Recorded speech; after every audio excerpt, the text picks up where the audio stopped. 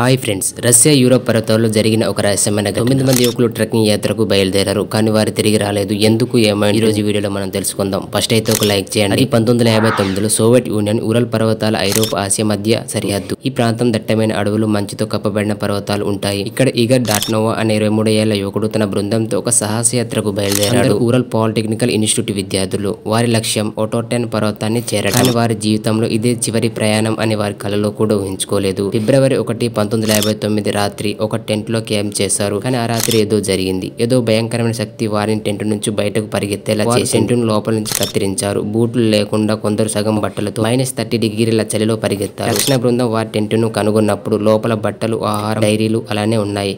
కానీ హైకర్లు అదృశ్యమయ్యారు. రక్షణ సిబ్బంది శవాలను కనుగొన్నప్పుడు ఆధారాలు మరింత రహస్యమయ్యాయి. కొందరు హైపోథెర్మియాతో మరణించారు. కానీ ఇతరులు శరీరంపై విచిత్రమైన గాయాలు, నాలుక, కళ్ళు అదృశ్యమయ్యాయి. ఎముకలు విరిగిపోయాయి. ఇక్కడ ఏదో పెద్ద రహస్యమే జరిగింది. ఈ ఘటన గురించి అనేక సిద్ధాంతాలు ఉన్నాయి. మీరేమనుకుంటున్నారో కామెంట్ చేయండి. ఈ మిస్టర్ ఇప్పుడు దాకా ఎవరు ఛేదించలేకపోయారు. Please like, share and subscribe to the channel.